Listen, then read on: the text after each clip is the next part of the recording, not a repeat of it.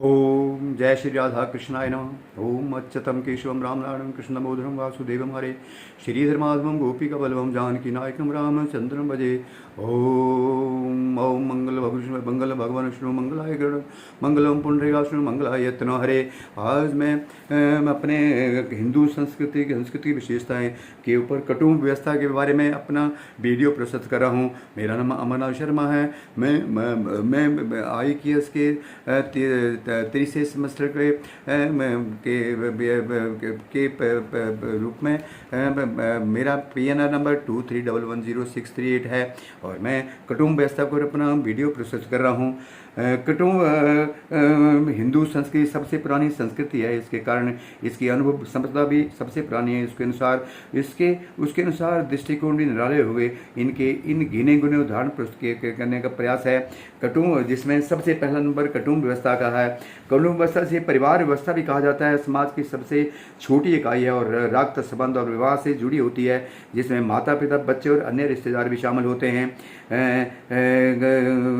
कुटुंब व्यवस्था का एक सबसे बड़ा महत्व है कि इसका आधार सामाजिक है।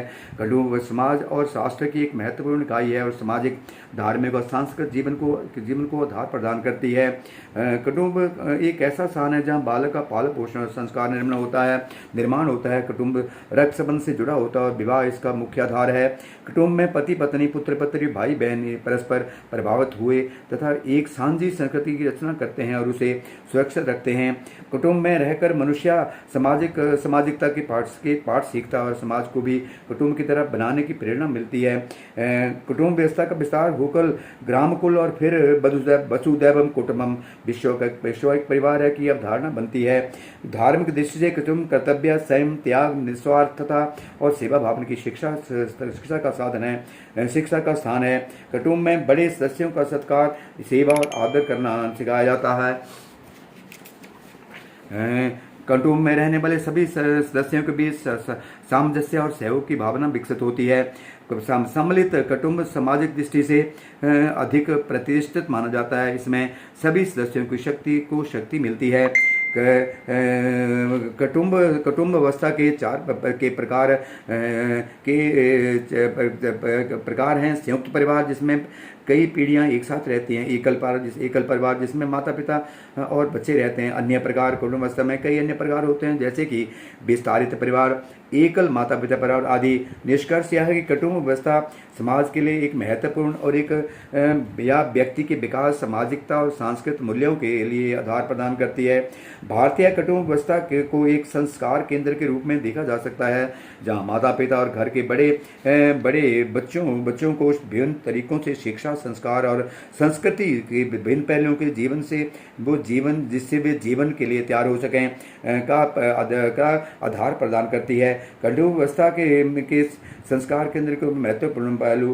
कुटुंब व्यवस्था में शिक्षा और संस्कार कुटुंब व्यवस्था बच्चों को दिनचर्या, व्यवहार, मूल्यों के बारे में, नैतिक मूल्यों के बारे में सिखाती है, जो उन्हें समाज में एक बेहतर व्यक्ति बनाने में मदद करती है। कुटुंब समाज और राष्ट्र की एक महत्वपूर्ण इकाई है, सामाजिक, धार्मिक और सांस्कृतिक जीवन को आदान प्रदान करती है। एक संयुक्त परिवार अपने सदस्यों को शक्ति और आत्मविश्वास प्रदान करता है। इस कुटुंब में ही बच्चे संस्कारों को सीखते हैं और जो उन्हें अच्छे नागरिक बनाते हैं। कुटुंब में सभी सदस्य एक दूसरे के साथ सहयोग करते हैं, जिससे परिवार मजबूत होता है। भारतीय संस्कृति में कुटुंब व्यवस्था का विशेष महत्व है और यह संस्कृति को जीवित रखने में महत्वपूर्ण भूमिका निभाती है।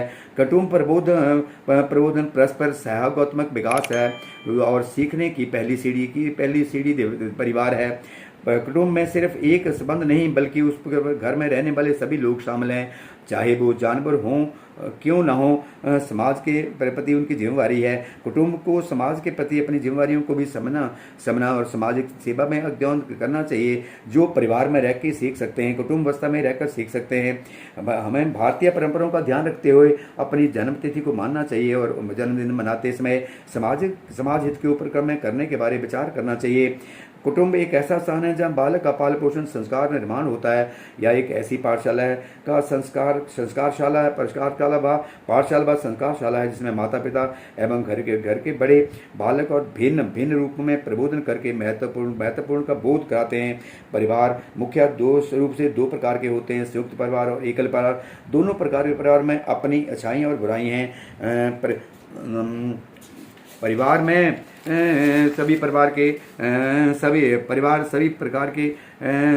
प्रकार सभी आकार और प्रकार के होते हैं। एकल परिवार में माता पिता कम उम्र के बच्चे तक एक ही छत के नीचे रहते हैं। मातृ केंद्रित परिवारों में एक माँ और उनके बच्चे होते हैं। विस्तारित परिवार एक तत्काल परिवार के बाहर रक्त संबंधियों से बने होते हैं, जैसे दादा दादी, चाचा चाची, मामा मामी, चाचा चाची, चेहरे, भाई बहन। परिवार जैसा भी कि सांख्यिक उद्देश्यों के लिए जनगणना ब्यूरो द्वारा परिभाषित किया गया है। एक परिवार में सभी व्यक्ति शामिल होते हैं जो एक आवास इकाई, घर या अपार्टमेंट में रहते हैं, चाहे वो एक दूसरे के संबंधित क्यों न हो। हरिओम हरिओम।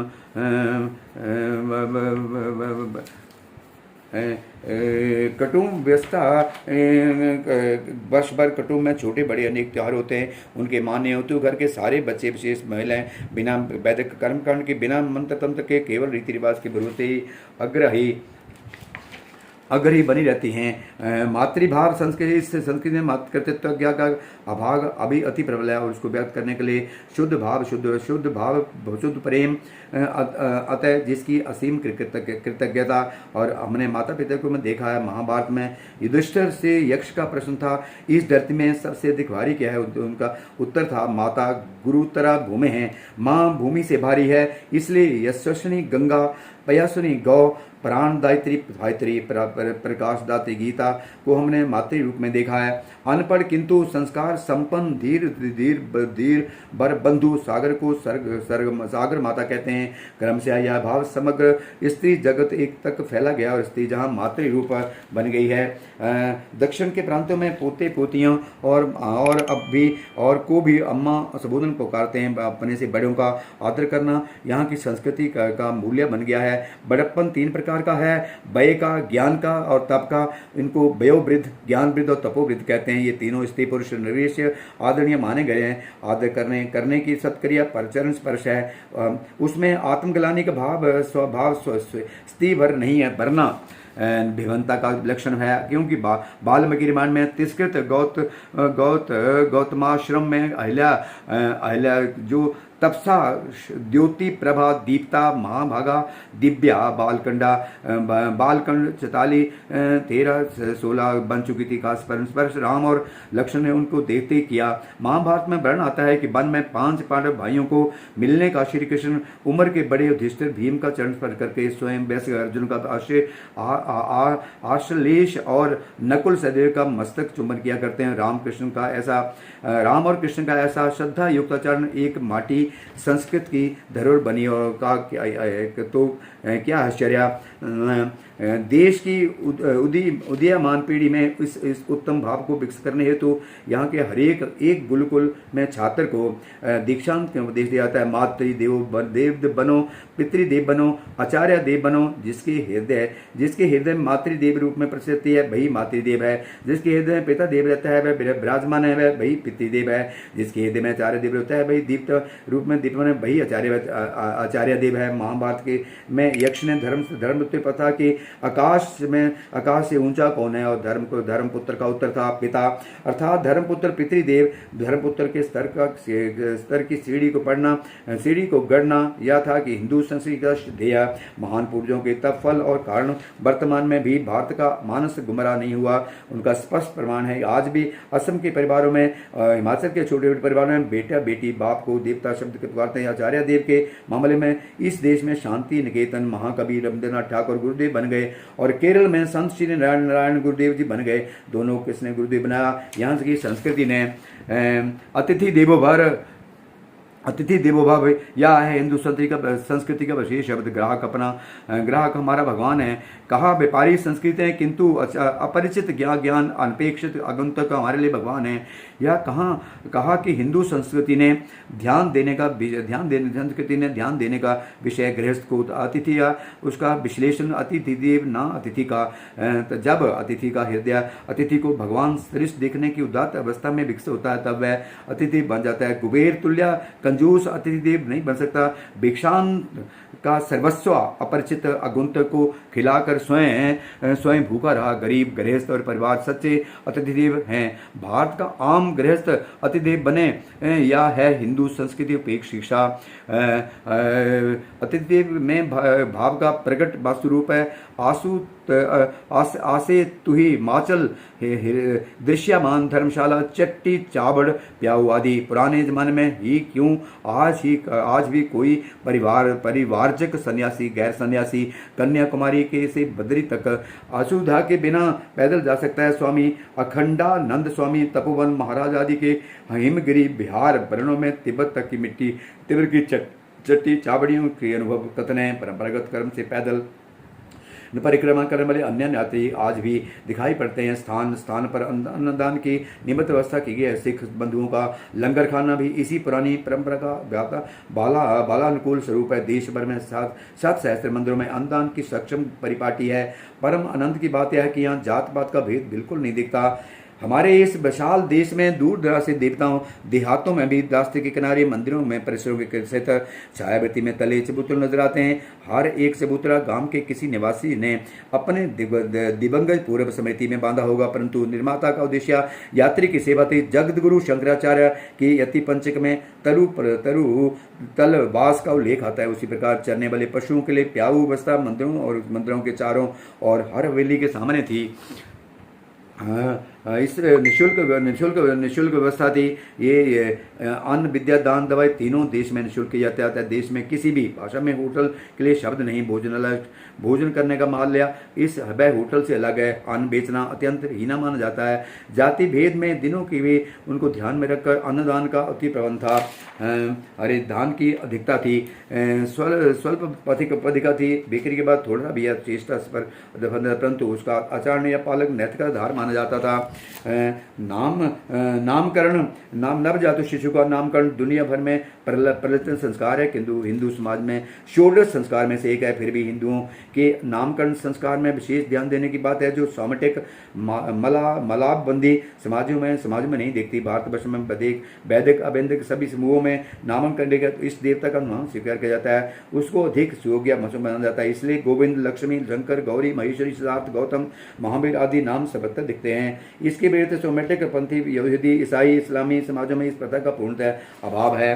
हरिओम हरिओम देहावसान। उपयुक्त नामकरण के दर्जे का दूसरा मुद्दा है देहावसान का। सेमेटिक एवं भारतीय आध्यात्मिक दर्शन दोनों देहावसान की मुख्य बाद मनुष्य की आत्मा की सदगति का भी विश्वास करते हैं, परंतु उसकी प्रक्रिया के संबंध में दोनों कल्पना भिन्न है। सेमेटिक मजमू के अनुसार विश्व के अंतिम दिन भर की उसकी सुनवाई प्रत्यक्ष खुदा द्वारा होती है। तत्पश्चात निर्णय घोषित किया जाएगा। सुनाई के उस दिन मुर्दे की आत्मा को कब्र में चिरस्थान में। इस विचार से भिन्न भारतीय दर्शन का विचार भारतोत्पन्न सभी वामपंथी संप्रदायों का विचार है कि आदमी के ध्यान से ही उसे कर्मों के अनुसार उसी गति का निर्माण होता है, उसमें भगवान की भूमिका नहीं। गीता में स्पष्ट है सर्वव्यापी परमेश्वर भी किसी न किसी के पाप कर्म को अपने और न किसी के शुभ कर्म को ग्रहण करता है। ना दत्ते कस्य चित पापम न चैत सुगति बभु। अंत में निष्कर्ष यह है कि भारत की प्राचीन परंपरा में से कुटुंब व्यवस्था एक ऐसी सुदृढ़ और सुशिक्षित और सुयोजित परंपरा है जिसमें हम बच्चे को गर्भाधान के समय षोडश संस्कारों को सिखाया जाता है और बचपन से बच्चे को छोटे बड़े को आदर, स्कूल में जाना, पढ़ना और घर के कार्यक्रम में सहयोग देना तथा सबसे हर एक समय पर सबका सत्कार करना यही सिखाया जाता है। अतः कुटुंब व्यवस्था ही देश की सामाजिक संस्कारों को आगे ले जाने में सबसे अच्छा सिद्ध हुआ। यही हमारे देश का सबसे बड़ा उत्कृष्ट प्रमाण है जिसपे हम समाज के अनेक पहलुओं जिसमें एक प्रेम भाव, सेवा भाव, देश भाव, भक्ति भाव, ज्ञान भाव आदि का संघर्षण करते हैं और सिखाते हैं और सीखते हैं। ओम नमो नारायण, ओम नमो नारायण, ओम नमो नारायण। सर्वे भवन्तु सुखिनः, सर्वे सन्तु निरामया, सर्वे भद्राणि पश्यन्तु मा कश्चित् दुःखभाग्। हरि ओम तत्सत्, हरि ओम तत्सत्, हरि ओम तत्सत्।